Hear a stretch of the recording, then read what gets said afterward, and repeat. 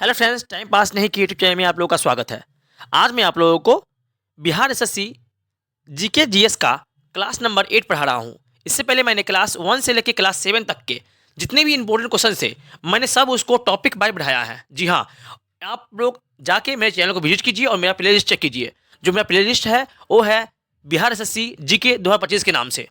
और आपको अगर जीके जीएस की संपूर्ण तैयारी करनी है तो हमसे जुड़ जाइए। यकीन मानिए कि आपको वह हमेशा सफलता ही मिलेगी इस चैनल के माध्यम से। तो इसीलिए हमें जुड़ जाइए और वीडियो आप लोगों को अच्छा लगे तो प्लीज़ मेरे चैनल को सब्सक्राइब कर लीजिए, लाइक कीजिए और शेयर कीजिए। तो चलिए बिना देर के वीडियो को हम स्टार्ट करते हैं।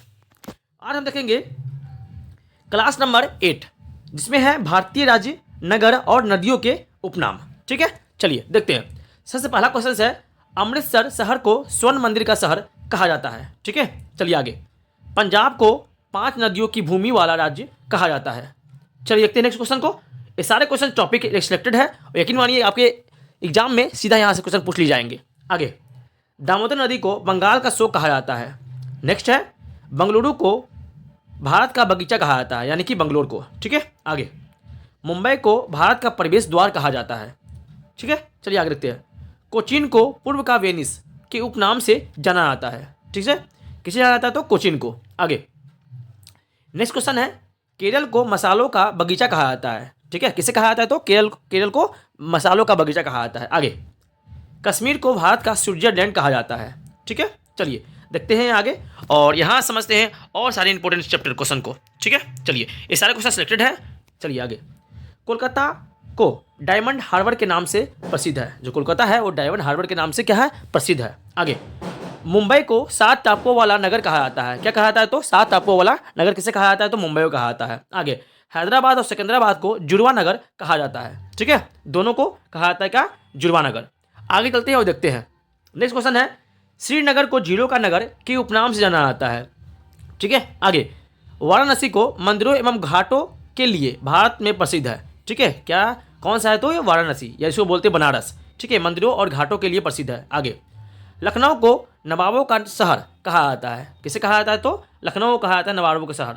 आगे, गंगा नदी को भारत में अर्थव्यवस्था का मेरुदंड के उपनाम से जाना जाता है। ठीक है, ये याद रखिएगा क्वेश्चन। ये क्वेश्चन पिछली बार पूछ लिया गया था। ठीक है, इसीलिए बोलते हैं। आगे, कोसी नदी को बिहार का शोक कहा जाता है। किसे कहा जाता है तो कोसी नदी को बिहार का शोक कहा जाता है। चलिए आगे समझते हैं और यहाँ समझते हैं और इंपॉर्टेंट क्वेश्चंस को। ठीक है, चलिए देखिए। नेक्स्ट है, मुंबई शहर को हॉलीवुड के उपनाम से जाना जाता है। ठीक है, क्या नाम जाता है तो हॉलीवुड के उपनाम से। ठीक है, चलिए आगे। नेक्स्ट है, जमशेदपुर को इस्पात नगरी के उपनाम से जाना जाता है। जमशेदपुर को किससे जाना जाता है तो इस्पात नगरी के रूप में जाना जाता है। ठीक है, इस्पात नगरी। चलिए आगे, मसूरी को पर्वतों की रानी के उपनाम से जाना जाता है। किसे तो मसूरी को। ठीक है, आगे नेक्स्ट क्वेश्चन है, समझते हैं यहाँ से और इंपॉर्टेंट क्वेश्चन को। लक्षद्वीप को समुद्रपुत्र भी कहा जाता है। किसे कहा जाता है समुद्रपुत्र तो लक्षद्वीप को कहा जाता है। आगे, केरल को दक्षिण का कश्मीर के उपनाम से जाना जाता है। ठीक है, किसे कहा जाता है तो केरल को दक्षिण का कश्मीर। आगे, अहमदाबाद को भारत का मैनचेस्टर कहा जाता है। ठीक है, किसे कहा जाता है भारत का मैनचेस्टर तो अहमदाबाद को कहा जाता है, जो कहाँ पड़ता है, गुजरात में है। चलिए आगे, जयपुर को भारत का पेरिस कहा जाता है। किसे कहा जाता है तो जयपुर को भारत का पेरिस कहा जाता है। आगे, गोदावरी नदी को दक्षिण की वृद्ध गंगा कहा जाता है। ठीक है, किसे कहा जाता है तो गोदावरी नदी को दक्षिण की वृद्ध गंगा कहा जाता है। आगे, इलाहाबाद को ईश्वर का निवास स्थान कहा जाता है। ठीक है, चलिए देखते हैं आगे। नेक्स्ट स्लाइड क्यों देखते हैं और यहाँ से देखते हैं और इंपॉर्टेंट क्वेश्चंस को। चलिए देखिए, नेक्स्ट क्वेश्चन है मेरा, कोचीन को अरब सागर की रानी कहा जाता है। किसे कहा जाता है तो कोचीन को। ठीक है, चलिए आगे बढ़ते हैं और देखते हैं यहाँ इस क्वेश्चन को। जयपुर को गुलाबी नगर कहा जाता है। किसे कहा जाता है तो गुलाबी नगर जयपुर को। आगे, कानपुर को उत्तर भारत का मैनचेस्टर कहा जाता है। ठीक है, कानपुर को उत्तर भारत का मैनचेस्टर कहा जाता है। नेक्स्ट क्वेश्चन है, अजमेर को राजस्थान का हृदय कहा जाता है। किसे कहा जाता है तो अजमेर को। चलिए देखते हैं आगे। नेक्स्ट है, कपूरथला को बगीचों का शहर कहा जाता है। किसे कहा जाता है तो कपूरथला को बगीचों का शहर कहा जाता है। आगे, छत्तीसगढ़ को धान की डलिया के उपनाम से जाना जाता है।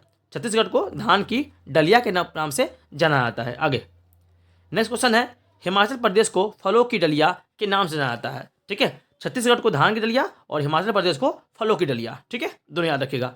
मदुरई को त्योहारों का नगर कहा के उपनाम से जाना जाता है। कहाँ किसको जाता है तो मदुरई को, ठीक है, त्योहारों का नगर। चलिए देखते हैं आगे और यहाँ समझते हैं और इम्पोर्टेंट क्वेश्चंस को, ठीक है। चलिए देखिए,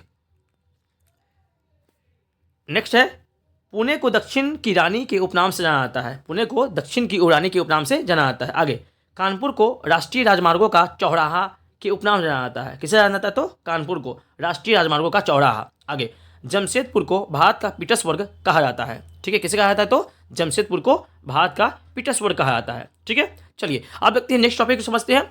मैंने आप लोगों को बोला था कि मैं आप लोगों को टॉपिक बात पढ़ा रहा, ठीक है, और यकीन मानिए शुरू से लेके और लास्ट तक जितने मैंने क्लास 1 से लेकर क्लास 7 तक पढ़ाया है सब में मैंने टॉपिक बात पढ़ाया है, ठीक है। फालतू का कुछ नहीं पढ़ाया है, जो आपके एग्जाम में आएगा मैं वही पढ़ा हूँ, ठीक है। तो देखिए आप लोग प्ले लिस्ट को, और अच्छा लगे तो वीडियो को सब्सक्राइब कर लीजिए चैनल को, ठीक है, और हमसे जुड़ जाइए। आगे चलते हैं।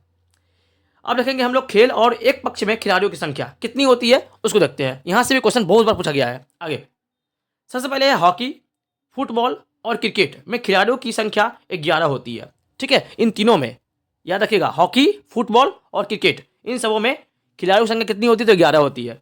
आगे, बेसबॉल और खो खो में खिलाड़ियों की संख्या कितनी होती है 9 होती है ना। एक पक्ष में याद रखिएगा, एक पक्ष में खिलाड़ियों की संख्या यानी कि एक टीम में क्या है, बेसबॉल और खो खो में कितनी होती है 9 होती है, ठीक है। चलिए आगे और आगे देखते हैं और यहाँ समझते हैं।